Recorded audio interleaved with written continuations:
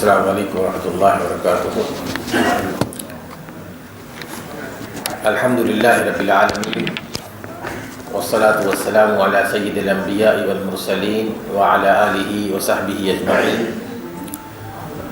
فاعوذ باللہ من الشیطان الرجیم، بسم اللہ الرحمن الرحیم۔ ان الذین یلحدون فی آیاتنا لا یخفون علینا افمن یلقى فی النار خیر ام من یأتی آمنا یوم القیامہ اعملوا ما شئتم انه بما تعملون بصیر۔ ان الذین کفروا بالذکر لما جاءهم وانه لکتاب عزیز لا یأتیہ الباطل من بین یدیہ ولا من خلفہ تنزیل من حکیم حمید۔ یہ سورہ فصلت ہی کی کچھ آیات ہیں جو آپ کے سامنے پڑھی گئی ہیں، جس کو سورہ حامیم سجدہ بھی کہا جاتا ہے۔ ہمارے ہاں جو قرآن پرنٹ ہوتے ہیں اس سورت کو حامیم سجدے کے نام سے یاد کیا جاتا ہے، جیسے میں نے اس سے پہلے بھی بتایا ہے، تو آپ کو تھوڑی سی کنفیوژن نہ ہو جائے۔ جو عرب ممالک میں عربی انداز میں جو قرآن لکھا جاتا ہے اس میں سورہ فصلت نام اس کا لکھا جاتا ہے۔ آج کی جو آیات ہیں ان میں اللہ رب العزت نے جنت اور دوزخ کے حوالے سے وہ اسباب بتائے ہیں کہ وہ اعمال کہ جن کی وجہ سے ایک انسان اپنے آپ کو دوزخ کا مستحق بنا لیتا ہے یا ایک انسان اپنے آپ کو جنت کا مستحق بنا لیتا ہے۔ اور ایسے اعمال تو ہمارے نزدیک تو بہت زیادہ ہیں، لیکن آج جس عمل کا ذکر کیا جا رہا ہے وہ ہمارے لیے قابل غور ہے۔ اللہ رب العزت کا ارشاد گرامی ہے کہ ان الذین یلحدون فی آیاتنا لا یخفون علینا، بے شک وہ لوگ جو ہماری آیات میں ٹیڑھے معنی نکالتے ہیں، ٹیڑھا مفہوم لیتے ہیں، وہ ہم سے چھپے نہیں ہیں۔ افمن یلقى فی النار خیر ام من یأتی آمنا یوم القیامہ، کیا وہ شخص جس کو دوزخ میں جھونک دیا جائے گا جہنم میں بہتر ہے، یا وہ شخص جو قیامت کے دن امن سکون اور اطمینان کے ساتھ آئے گا؟ اعملوا ما شئتم، تم جو چاہو کرتے رہو، انہ بما تعملون بصیر، بے شک اللہ تبارک و تعالیٰ تمہارے ہر عمل کو دیکھ رہا ہے، ہر عمل کو جانچ رہا ہے۔ میرے دوستو، اس آیت میں اللہ رب العزت نے جس عمل کی طرف اشارہ فرمایا ہے وہ یہ ہے کہ اللہ تبارک و تعالیٰ کی آیات کو ان معنوں میں نہ لینا جن معنوں سے قرآن مجید میں ان کا ذکر آیا ہے، بلکہ اپنے معنی پہنانا، اپنا مفہوم اس میں استعمال کرنا۔ جہاں تک الحاد کا تعلق ہے، یہ لفظ یلحدون الحاد سے ہے۔ الحاد کا جو یہ روٹ اس کے لیٹرز ہیں وہ ہے لحد۔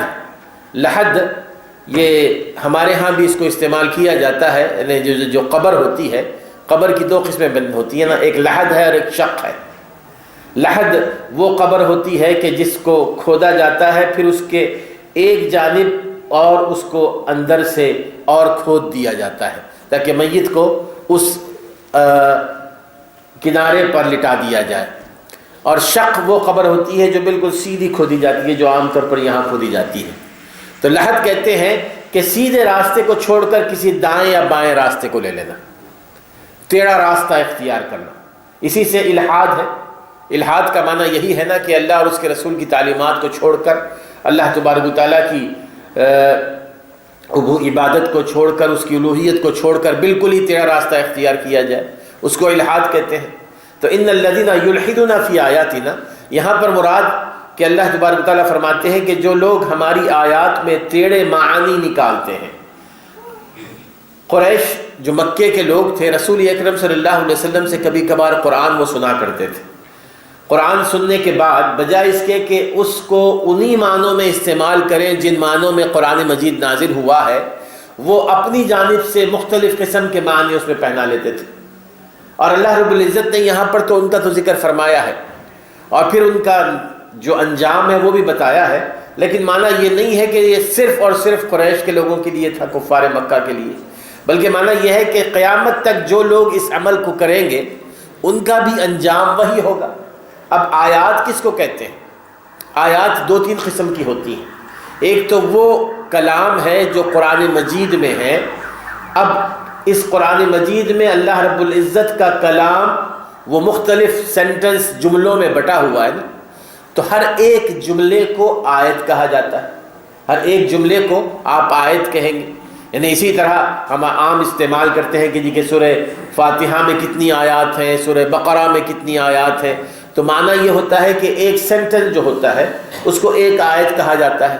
لیکن آیت کا جو صحیح معنی ہے وہ یہ ہے کہ وہ چیز جو کسی حقیقت کی طرف نشاندہی کرنے والی، نشانی، آیت نشانی، یعنی مثال کے طور پر اگر دھواں اٹھ رہا ہو تو دھواں وہ نشاندہی کرتا ہے آگ کی نا، کہ کہیں اگر آپ دھواں اٹھتا دیکھیں دور سے آپ کہیں گے کہ جی کہ کہیں آگ لگ رہی ہے، تو یہ آیت ہے اس آگ کی۔ تو قرآن مجید میں جو آیات اللہ تبارک و تعالیٰ نے نازل فرمائی ہیں یہ ساری کی ساری وہ علامتیں ہیں، وہ نشانیاں ہیں جو آگے آنے والی زندگی میں ہم دیکھیں گے، جو آگے آنے والی زندگی میں ہم ان کا سامنا کریں گے۔ اور اسی طرح دنیاوی اعتبار سے بھی آیات ہیں جو نشانیاں اللہ تعالیٰ کی بکھری ہوئی، ساری مخلوق، چاہے وہ انسان ہو، چاہے جن ہو، چاہے وہ شجر ہو، چاہے پہاڑ ہو، دریا ہو، سمندر ہو، آسمان ہو، یہ تمام کی تمام اللہ تعالیٰ کی نشانیاں۔ اور قرآن مجید نے ان تمام چیزوں کو آیت کے معنی میں بھی استعمال کیا کہ کیا تم اللہ تعالیٰ کی ان نشانیوں پر غور نہیں کرتے؟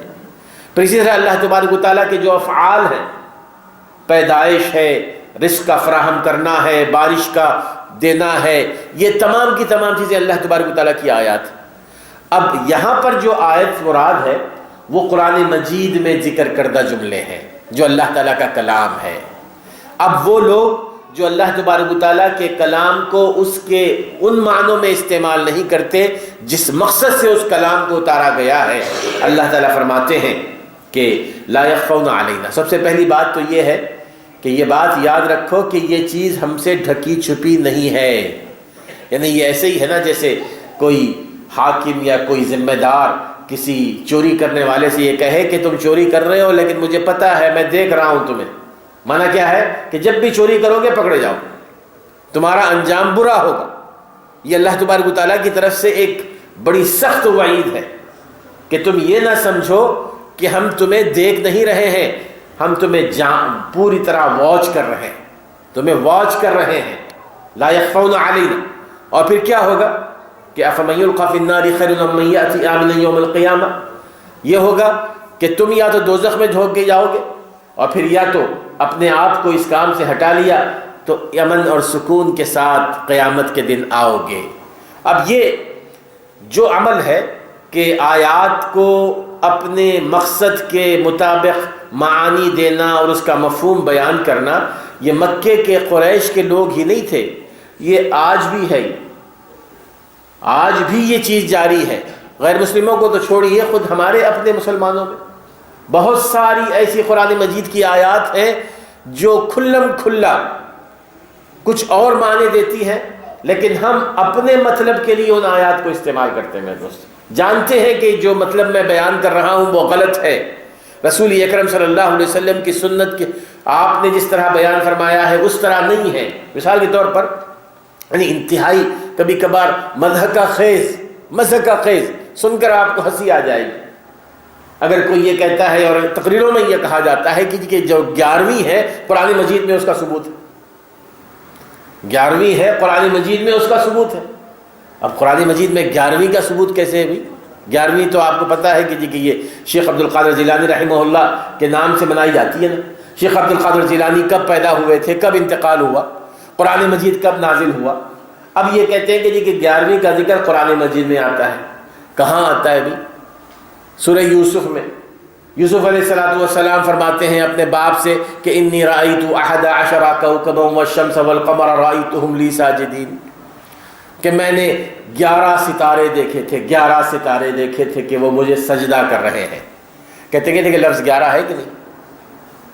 دیکھیں لفظ 11 آ گیا نا قرآن مجید میں، 11ویں ہوگی نا۔ اب آپ دیکھیے کہ سننے والے خود بخود ان سے ہنسی چھوٹ جاتی ہے۔ یہ قرآن مجید کے ساتھ یہ انتہائی سب سے بڑی گستاخی ہے کہ اللہ تبارک و تعالیٰ نے جس مقصد سے ان آیات کو نازل فرمایا ہے اس کے معنی کو ہٹا کر اپنے مقصد کے معنی اس میں شامل کر لیں۔ اور اسی طرح آپ دیکھیں گے کہ رسول اکرم صلی اللہ علیہ وسلم کی بشریت کے حوالے سے اللہ تعالیٰ نے قرآن مجید میں مختلف جگہوں پہ فرمایا کہ قل انما انا بشر مثلکم یوحی الی۔ یہ کوئی اختلافی معاملات نہیں ہے، میں آپ کو وہ مثالیں دے رہا ہوں جو یار لوگ اپنے اپنے مقاصد کی تکمیل کے لیے قرآن مجید کو استعمال کرتے ہیں اور لوگ اس پر یقین بھی کر لیتے ہیں۔ یہ سب سے بڑی عجیب بات ہے کہ لوگ سننے والے اس پر یقین بھی کر لیتے ہیں۔ اللہ تعالیٰ فرماتے ہیں کہ قل آپ کہہ دیجئے کہ انما انا بشر مثلکم یوحی الی، انما صرف اور صرف انما بے شک میں بشر مثلکم تمہاری طرح انسان ہوں، تمہاری طرح انسان ہوں۔ واضح طور پر قرآن مجید کی آیت کے اردو میں یہی معنی ہوں گے، اس میں کوئی دو رائے نہیں ہے۔ چھوٹے سے چھوٹے عالم سے بھی آپ پوچھ لیں تو وہ یہی کہے گا کہ جی اس کے معنی یہ ہے، قل انما انا بشر مثلکم، بے شک میں تمہاری طرح انسان ہوں۔ قل انما انا بشر مثلکم یوحی الی، ہاں اللہ تعالیٰ مجھ پر وحی نازل فرماتے ہیں۔ اب یہاں پر چونکہ مسلمانوں کا ایک طبقہ ایسا بھی ہے جو رسول اکرم صلی اللہ علیہ وسلم کو ہماری طرح، یعنی ظاہر ہے کہ جیسے ایک انسان پیدا ہوتا ہے رسول اکرم صلی اللہ علیہ وسلم کو اس طرح کا وہ انسان تصور نہیں کرتے، بلکہ وہ رسول اکرم صلی اللہ علیہ وسلم کو انسانیت کے دائرے سے نکال کر، وہ بشریت کے دائرے سے نکال کر کسی اور جگہ پر پہنچا دیتے ہیں۔ اس میں کوئی شک نہیں ہے کہ رسول اکرم صلی اللہ علیہ وسلم بشر پیدا کیے گئے تھے، لیکن آپ کا جو مقام ہے، جو مرتبہ ہے، وہ سید المرسلین ہے، یعنی نہ صرف انسانیت کے سردار بلکہ تمام رسولوں کے سردار۔ آپ کا مقام و مرتبہ وہ اس کے لیے الفاظ ہی نہیں ہے ہمارے پاس نا، کہ جو مقام اللہ تبارک و تعالیٰ نے آپ کو عطا فرمایا کہ وَرَفَعْنَا لَكَ ذِكْرَكَ، کہ ہم نے آپ کے ذکر کو بلند فرمایا ہے۔ جس کا ذکر اللہ تبارک و تعالیٰ بلند فرما دے، ہم اور آپ کیا کیسے اس کا اظہار کریں گے؟ تو رسول اکرم صلی اللہ علیہ وسلم کے مقام کا اظہار کرنے کے لیے ہمارے پاس الفاظ نہیں ہیں، لیکن اس دائرے میں رہتے ہوئے، بشریت کے دائرے میں رہتے ہوئے اگر آپ نے بشریت سے اٹھا کر رسول صلی اللہ علیہ وسلم کو الوہیت میں شامل کر لیا تو پھر قرآن مجید کے معنی کو آپ نے ختم کرنا ہے، توڑنا ہے، ٹیڑھا معنی استعمال کرنا ہے۔ تو لوگ اس میں کہتے ہیں کہ قل انما انا بشر مثلکم، کہتے ہیں کہ ما جو ہے نا اس میں انما، انا اور اس کے بعد ما جو آیا ہے مائے نفی ہے۔ مائے نفی کا مطلب یہ کہ نہیں کے معنی میں آیا، کہ انما بے شک میں نہیں ہوں بشر مثلکم تمہاری طرح انسان، کہ یہاں پر مائے نفی ہے، جبکہ تمام مفسرین کا سبھی کا یہ متفقہ فیصلہ ہے کہ یہاں پر انما کے معنی یہ ہے کہ جی کہ تحدید، کہ اس کو لمیٹیشن میں لمیٹڈ کر دینا، کہ بے شک میں صرف اور صرف انسان ہوں۔ اور گرامرٹیکل اعتبار سے، گرامر کے اعتبار سے بھی ماں یہاں پر نفی میں نہیں آتا۔ عربی داں اگر کوئی بھی ہو تو وہ ہنس پڑے گا کہ اس طرح یہاں پر معنی کیسے استعمال ہوگا۔ اس کے علاوہ بہت ساری ایسی مثالیں ہیں کہ اگر آپ دیکھیں تو قرآن مجید کے معانی کو کس طرح توڑ کے بیان کیا جاتا ہے۔ کچھ لوگ اپنی تفسیروں نے لکھی ہے، وہ کہتے ہیں کہ ایاک نعبد و ایاک نستعین، کہ بے شک ہم تیری ہی عبادت کرتے ہیں اور تجھ ہی سے مدد مانگتے ہیں۔ بریکٹ میں لکھ دیتے ہیں کہ ہاں اللہ تبارک و تعالیٰ کے جو اولیاء ہیں ان سے اگر مدد مانگے تو اس سے اللہ تعالیٰ کے ساتھ اللہ تعالیٰ سے مدد مانگنے کی نفی نہیں ہوتی ہے، یعنی یہ کھلم کھلا اس آیت کی تردید ہے نا، کھلم کھلا اس آیت کی تردید ہے جس میں اللہ تعالیٰ فرماتے ہیں کہ تم نے صرف اور صرف مجھ سے مدد مانگنی ہے، اور وہاں بریکٹ میں آ جاتا ہے کہ اللہ کے اولیاء سے مدد مانگنا اللہ تعالیٰ سے مدد مانگنے کی نفی نہیں ہے۔ تو میرے دوستو یہ وہ چیزیں ہیں جو ایک انسان کی عاقبت کو خراب کرنے والی ہیں۔ اللہ تعالیٰ فرماتے ہیں کہ لا یخفون علینا، کہ یہ بات یاد رکھو کہ تم ہم سے چھپے نہیں ہو، تمہاری ہر بات ہم دیکھ رہے ہیں۔ ان اللہ کان علیکم رقیبا، ایک اور جگہ اللہ تعالیٰ فرماتے ہیں کہ ان اللہ کان علیکم رقیبا، اللہ تعالیٰ تمہیں جانچ رہا ہے، اللہ تعالیٰ تمہیں واچ کر رہا ہے۔ کس طرح واچ کر رہا ہے؟ وہ اس طرح واچ کر رہا ہے کہ نہ تمہاری کوئی کھلی چیز، نہ کوئی ڈھکی چیز، نہ تمہاری تنہائی کا کوئی معاملہ، نہ تمہارے ظاہری محفل میں کیا جانے والا کوئی معاملہ، نہ تمہارے دل میں جو بات ہے، نہ تمہاری زبان پر جو بات ہے، کوئی چیز ایسی نہیں ہے جو ہم سے ڈھکی چھپی۔ ہر چیز تمہاری ہمارے سامنے ظاہر ہے۔ اور میرے دوستو یہ بات یہ ہے کہ اگر کسی انسان کو اس بات کا یقین ہو جائے کہ ہر چیز جو میں کر رہا ہوں، جو میں کہہ رہا ہوں، اللہ تبارک و تعالیٰ کے سامنے ہے، تو پھر اس کا مسئلہ ہی حل ہو جائے گا۔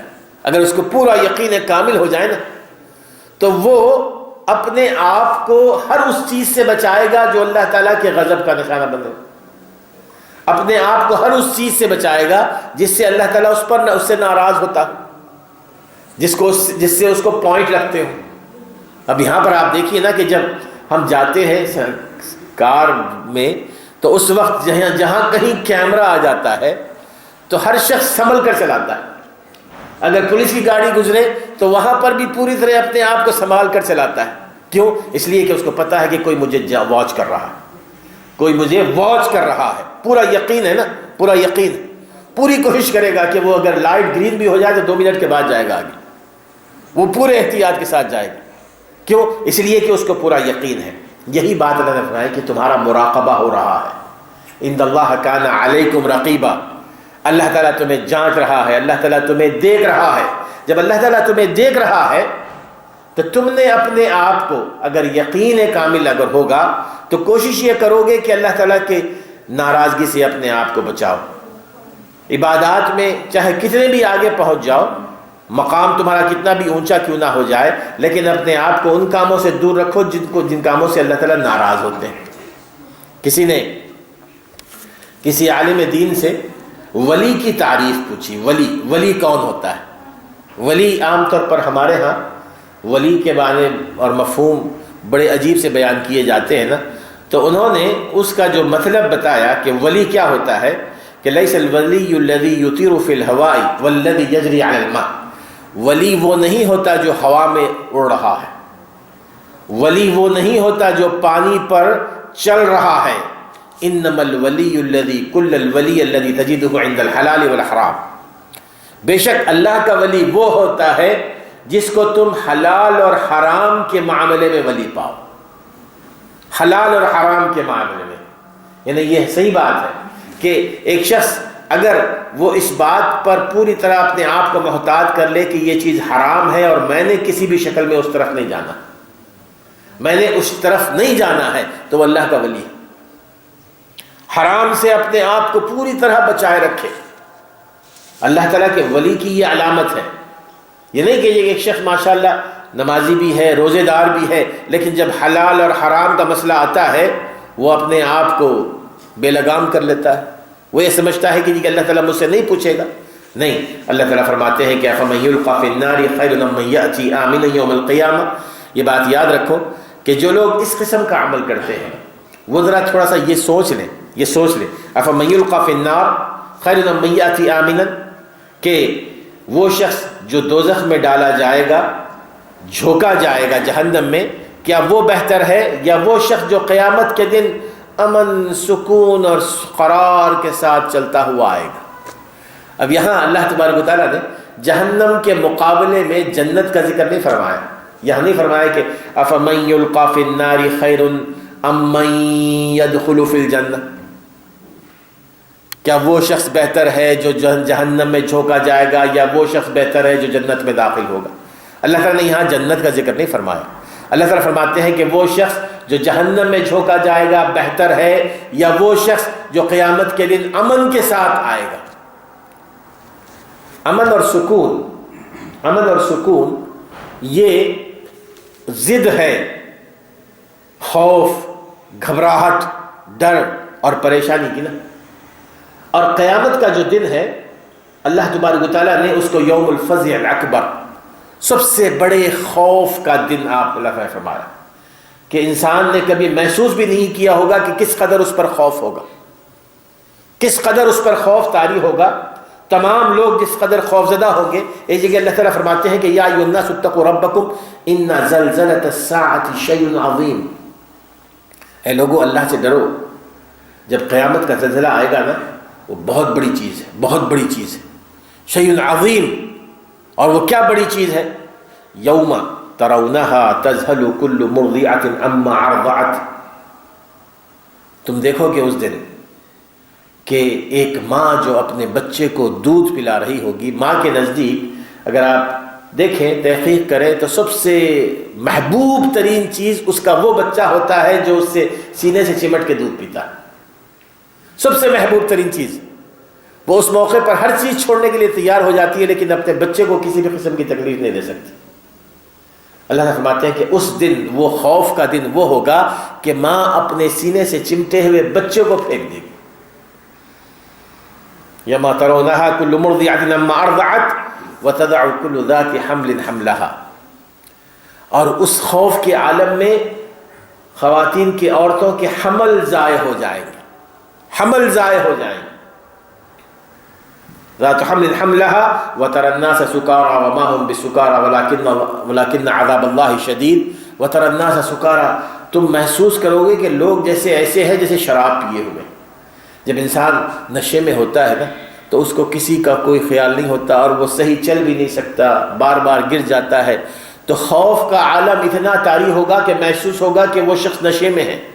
وما هم بسکارى، لیکن وہ نشے میں نہیں ہوں گے، ولکن عذاب اللہ شدید، لیکن وہ دیکھ رہے ہوں گے کہ اللہ تعالیٰ کا عذاب آ رہا ہے، اللہ تعالیٰ کے عذاب میں وہ گرفتار ہوں گے، تو اس عذاب کے خوف سے ان پر وہ صورت حال طاری ہوگی، وہ کیفیت طاری ہوگی۔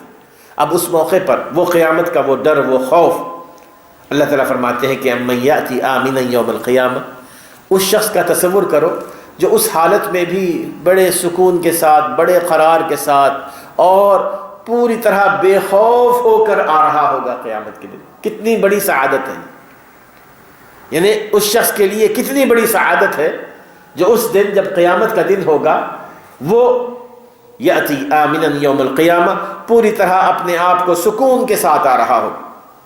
ظاہر ہے کہ اللہ تبارک و تعالیٰ نے، جو لوگ اللہ تعالیٰ کی ہدایات سے، اس کی تعلیمات سے منہ موڑ کر اپنی دنیا میں زندگی گزارتے ہوں گے، اللہ تعالیٰ کے نزدیک وہ مجرم ہے نا۔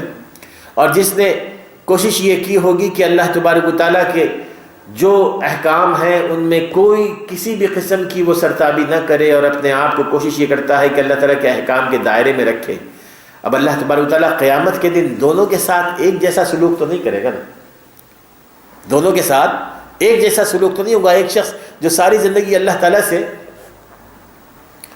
خوف کے عالم میں جیتا رہا، یعنی یہ ایک الجزاء من جنس العمل، الجزاء من جنس العمل کہتے ہیں کہ جس طرح عمل ہوگا اسی طرح جزا ہوگی، جس طرح عمل ہوگا اسی طرح جزا ہوگی۔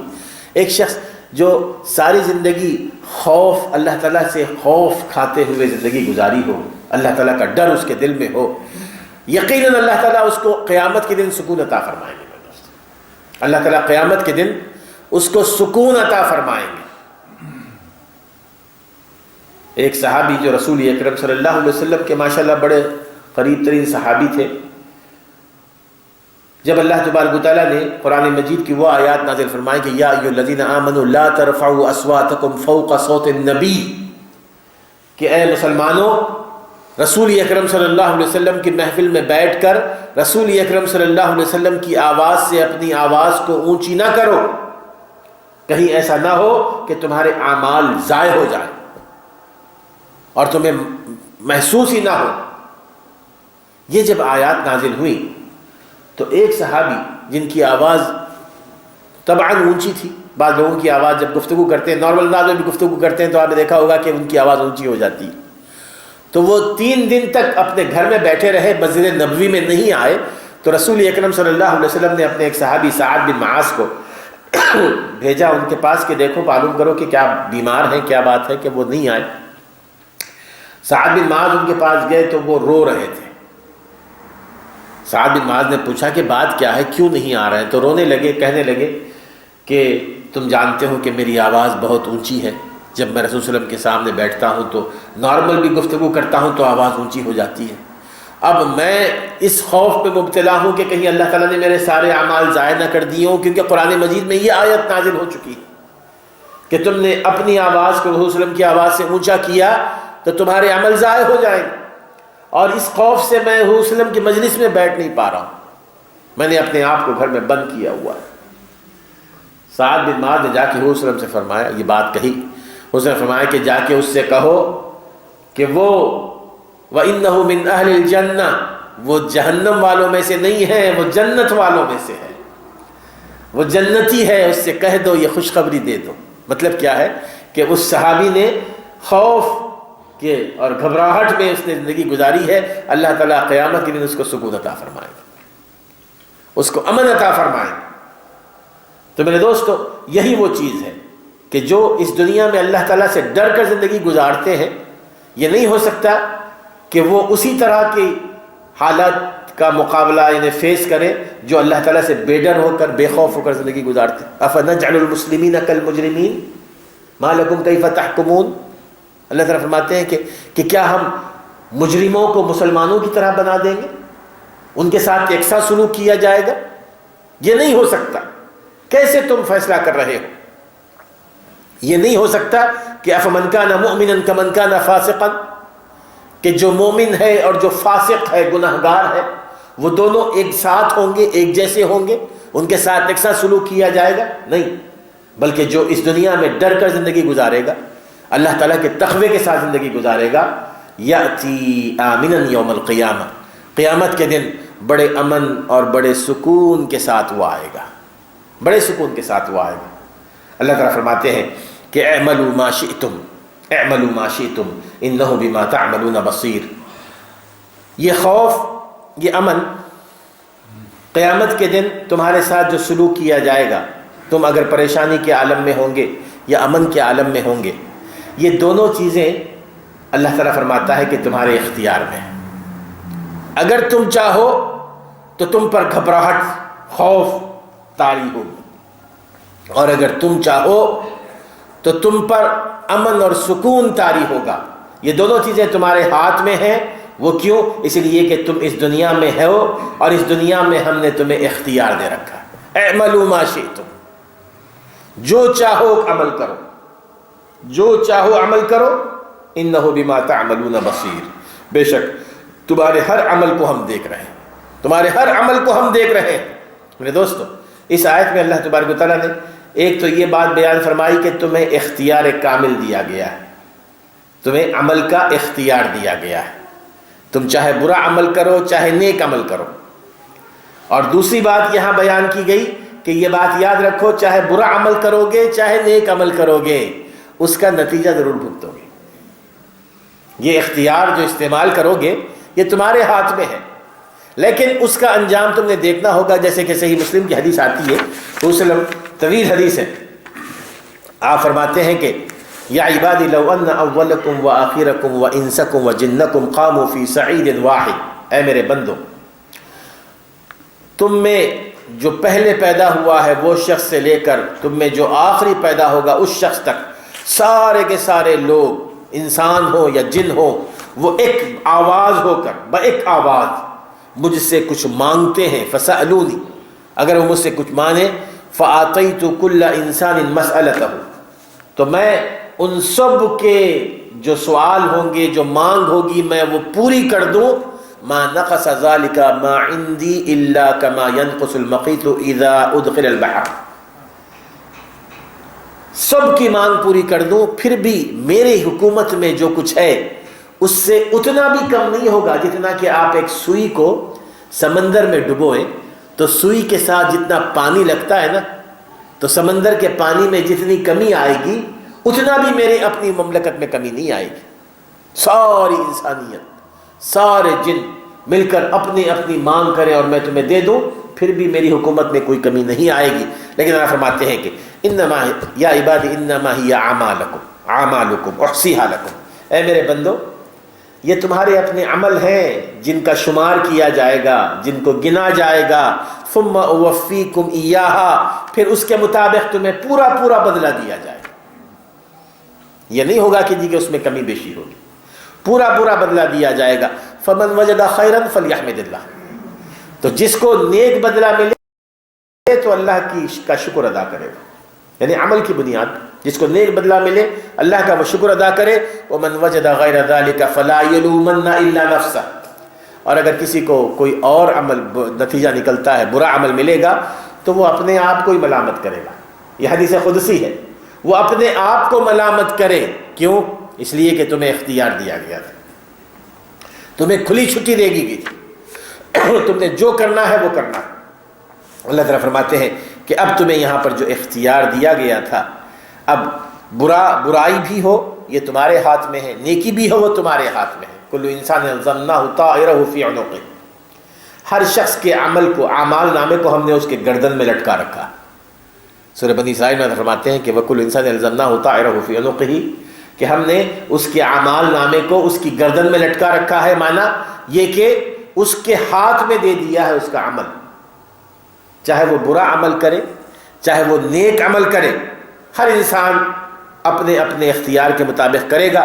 اب تمہارا یہ کام ہے کہ تم اس عمل کو کرو جو تمہیں جنت کے قریب لے جانے والا ہے، اس عمل سے اپنے آپ کو دور رکھو جو جہنم کے قریب لے جانے والا ہے. تمہیں معلوم ہے جنت کا راستہ کون سا ہے، جہنم کا راستہ کون سا ہے.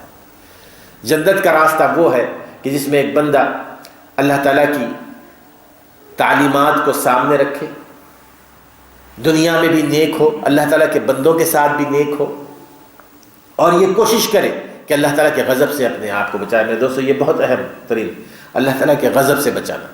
اللہ تعالیٰ کا غضب، جن جن باتوں سے اللہ تبارک و تعالیٰ غضبناک ہوتے ہیں، یہ علیحدہ موضوع ہے.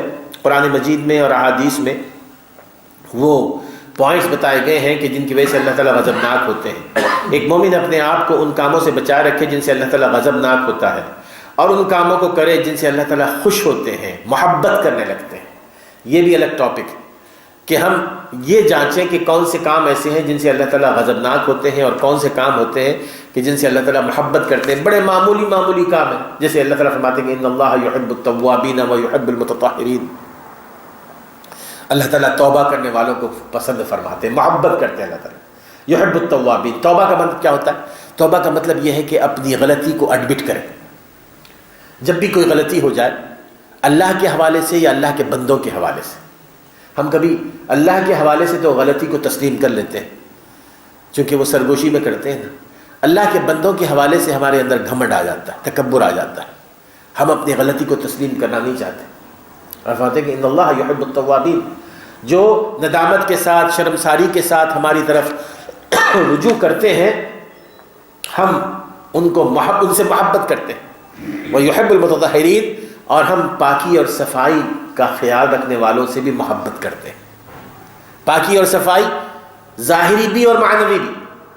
ظاہری طور پر بھی ایک انسان اپنے آپ کو ہمیشہ باوضو رکھے نا، فرض نہیں ہے باوضو رہنا، لیکن باوضو رکھے. جب بھی وہ استنجا کرے، جب بھی کوئی ٹوائلٹ کو جائے، وضو کر لیا کرے. تو یہ اللہ تبارک و تعالیٰ کے قریب ہونے کی علامت ہے. اور استنجا کرتے ہوئے اپنے آپ کو اس بات کا خیال رکھے کہ وہ پوری طرح صحیح طور پر ہے، اس میں زیادہ مبالغہ نہ ہو، لیکن مکمل طور پر اپنے آپ کو پاک اور صاف رکھے، معنوی طور پر بھی پاک اور صاف رکھے. تو یہ اللہ تعالیٰ کی محبت کو پانے کا ایک ذریعہ بتایا گیا. ان اللہ یحب التوابین. اور ایسی کئی آیات آپ کو ملیں گی. اگر آپ ان آیات کو چوز کر کے پڑھیں نا تو پتہ چلے گا کہ یہ وہ راستے ہیں کہ جن کے ذریعے میں اللہ تعالیٰ کا محبوب ہو سکتا ہوں. اور وہ آیات جن پر اللہ تبارک و تعالیٰ غضبناک ہوتے ہیں، ان کو بھی اگر ہم پڑھیں تو معلوم ہوگا. اور پھر یہی جنت کا راستہ ہے، یہی دوزخ کا راستہ ہے. لیکن جنت کا راستہ جیسے کہ حضور فرماتے ہیں کہ حفت الجنت بالمکارہ وحفت النار بالشہوات. جنت کو اللہ تبارک و تعالیٰ نے ایسے کاموں سے گھیر دیا ہے، ایسے اعمال سے جو ہمارے لیے سخت ہیں، جن کو ہم پسند نہیں کرتے کرنا. یعنی ایسے اعمال جو ہمارے لیے کرنا ہمارے لیے دشوار ہے لیکن انسان کے بس میں ہے. یہ نہیں کیجیے کہ انسان کے بس میں نہیں ہے. اللہ تعالیٰ نے لا یکلف اللہ نفسا الا وسعہا، اللہ تعالیٰ نے ہم پر وہی اعمال فرض کیے ہیں جو ہم کر سکتے ہیں. اللہ تعالیٰ نے ہم پر وہ عمل نہیں فرض کیے ہیں جو ہمارے بس سے باہر ہوں. لیکن ہر انسان مختلف ہوتا ہے. بعض لوگ ماشاءاللہ وہ کر لیتے ہیں، حالانکہ بڑی مشقت طلب چیزیں ہوتی ہیں لیکن کر لیتے ہیں. نفس کی خواہشات کو چھوڑ دینا، نفس جیسے کہہ رہا ہے اس کی بات کو نہ ماننا، اپنے آپ کو پوری طرح اللہ تعالیٰ کے احکام کے مطابق رکھنا، یا وحفت الجنت بالشہوات، شہوات کہتے ہیں نفسانی خواہشات، جیسے جی کہہ رہا ہے اسی طرح کرتے رہو، جیسے جی کہہ رہا ہے اسی طرح کرتے رہو۔ یہ نفس جو ہے نا، یہ سب سے بڑا شیطان ہے ہمارے لیے، یہ سب سے بڑا شیطان ہے، ذہن میں رکھیے کہ یہ نفس انسان کو جہنم کی گہرائی میں ڈالتا ہے۔ اور اگر ایک انسان اپنے نفس کا بندہ بن جائے، اگر نفس کہتا ہے کہ جی کہ آج تم نے یہ عمل کرنا ہے، تب عمل کر لیتا ہے، جب یہ نفس کہتا ہے کہ جی نہیں بہت سارے اہم کام ہیں وہ کام کر لیں گے، تو معنی یہ ہے کہ یہ وہ اللہ کا بندہ نہیں ہے، نفس کا غلام ہے، نفس کا بندہ ہے۔ تو اب یہ وہ جہنم کے راستے ہیں، جنت کے راستے ہیں، اب یہ ہمارے اختیار میں ہے۔ اللہ تعالیٰ فرماتے ہیں کہ اعملوا ما شئتم انہ بما تعملون بصیر، اس دنیا میں تم نے پوری طرح اختیار لے رکھا ہے، ہم نے تمہیں اختیار دے رکھا ہے، جو چاہو عمل کرو، اعملوا ما شئتم، جو چاہو عمل کرو، انی بما تعملون بصیر، لیکن یہ یاد رکھو کہ جو کچھ تم عمل کر رہے ہو ہم دیکھ رہے ہیں، ہم دیکھ رہے ہیں، کوئی عمل ہم سے مس نہیں ہوگا۔ اللہ تعالی ہمیں سمجھنے عمل کرنے کی توفیق عطا فرمائے۔